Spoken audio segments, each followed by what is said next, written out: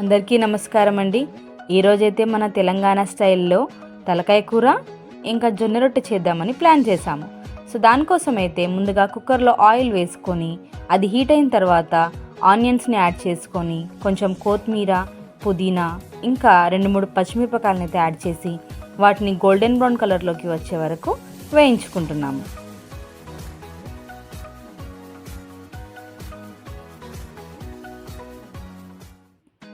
ఇప్పుడైతే ఇందులోకి ఈ విధంగా వేగిన తర్వాత కొంచెం అల్లం వెల్లుల్లి పేస్ట్, ఇంకా పసుపు యాడ్ చేసుకొని ఇవన్నిటిని కూడా గరిటెతో మంచిగా కలుపుకొని ఒక 2 నిమిషాల వరకు వేగనిద్దాము. పక్కనే నేనైతే తలకాయ కూర మాంసాన్ని మంచిగా నీట్గా కడిగి పెట్టుకున్నాను. చూడండి, ఈ తలకాయ మాంసాన్ని వేగుతున్న వాటిలోకి వేసేసుకొని కాస్తంత ఉప్పు వేసి హై ఫ్లేమ్లో 5-10 నిమిషాల వరకు టాస్ చేసుకోవాలి. మధ్య మధ్యలో కలుపుతూనే ఉండాలి. ఇందులోంచి నీరు సపరేట్ అయిన తర్వాత వీటిలోకి మసాలానైతే రుబ్బుకుందాము. దానికోసం ఎండు కొబ్బరి, షాహీ జీరా, దాల్చిన చెక్క, లవంగాలు, ఇలాంచీలు అన్నీ కూడా వేసేసి మెత్తటి లిక్విడ్ పేస్ట్ లాగా చేసుకొని ఆ లిక్విడ్ మొత్తాన్ని దీంట్లోకి యాడ్ చేసేసుకుందాము. ఈ మసాలా అంతా దీనికి పట్టేంత వరకు ఒక 2-3 టమాటాలు కూడా కట్ చేసుకొని దీంట్లో వేసేసుకుందాము. టమాటాలు వేసిన తర్వాత తగినంత కారాన్ని వేసుకోవాలి. తెలంగాణ స్టైల్ కదా, కొంచెం కారం ఎక్కువ వేస్తేనే బాగుంటుంది.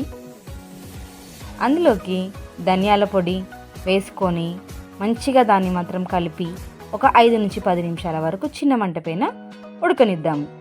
తలకాయ కూరకి విరుగుడేంటో తెలుసా మీకు అందరికీ? అదేనండి, మన చింతపండు పులుసు. ఒక నిమ్మకాయ సైజ్ అంత చింతపండు పులుసు తీసుకొని దాంట్లోకి అయితే కలిపేశాను. ఇప్పుడు ఇది ఒక 2 నిమిషాలు మగ్గిన తర్వాత ఇందులోకి కావాల్సినన్ని వాటర్ అయితే పోసేసుకున్నాము. మీకు గ్రేవీ ఏ విధంగా కావాలో అంత కన్సిస్టెన్సీ చూసుకోండి. ఇక విజిల్ పెట్టేసి ఒక 10 విజిల్స్ వచ్చే వరకు అయితే కూరను ఉడకనిద్దాము. ఆ 10 విజిల్స్ అయిపోయిన తర్వాత కూర అయితే మంచిగా ఉడికిపోయి ఈ మాదిరిగా అయిపోయింది. ఇక లేట్ ఎందుకు, జొన్న రొట్టె చేసేద్దామా? ఆ జొన్న రొట్టె మామూలు జొన్న రొట్టె కాదండోయ్, మేమైతే కట్టెల పొయ్యి పెట్టేసాము. ఏకంగా మా లైఫ్లో ఫస్ట్ టైం జొన్న రొట్టె చేస్తున్నాము. చూడండి, మా అమ్మ నేను ఇద్దరం కలిసి ఏదో అలా ట్రై చేశాము. ఒక 2 రొట్టెలు అయితే పడిపోయాయి ఆల్రెడీ. ఇది 4వ రొట్టె అనుకుంటా. మా తంటాలు కాదు, కానీ దేవుడి దయ వల్ల చాలా బాగా వచ్చింది. టేస్ట్ కూడా చాలా బాగా ఉంది. మీరు కూడా చూడండి ఎలా చేస్తున్నామో.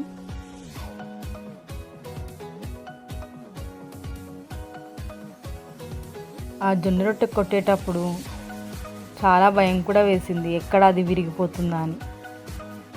ఎట్టకేలకు దేవుడి దయతో సక్సెస్ఫుల్గా జొన్న రొట్టెని అయితే కొట్టేశాను.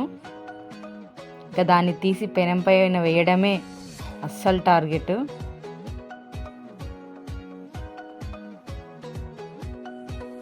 ఇలా బయట కూర్చొని కట్టెల పొయ్యి పైన వంట చేసుకొని తింటే ఆ మజానే వేరేగా ఉంటుంది. మీరందరూ ఏమంటారు? కామెంట్ బాక్స్లో మాత్రం కామెంట్ చేయండి. మెల్లిగా తీసి వేసేసాను, పడిపోయింది, వచ్చేసింది. ఇప్పుడు దీనిపైకి అయితే మా అమ్మ తడిబట్టతో నీళ్ళు అయితే అద్దుతుంది. చూడండి, ఇవిడే మా అమ్మ. అద్దిన తర్వాత 2 వైపులా కాల్చుకున్నాము. జొన్న రొట్టె అయితే పర్ఫెక్ట్గా వచ్చింది. చిన్నగా చేసాము, ఫస్ట్ టైం చేస్తున్నాం చెప్పాం కదా. కానీ మేమైతే చాలా హ్యాపీ, ఎందుకంటే చాలా టేస్టీగా మంచిగా వచ్చాయి. ఈ తెలంగాణ స్టైల్ జొన్న రొట్టె తలకాయ కూర మీకు ఎలా అనిపించిందో మాకు అందరితో షేర్ చేసుకోండి. ఖచ్చితంగా మీరు అందరూ లైక్ చేసి మా ఛానల్ని ముందుకు కొనసాగాలంటే అందరూ కూడా సబ్స్క్రైబ్ చేసుకోండి. Thank you for watching our mini wall.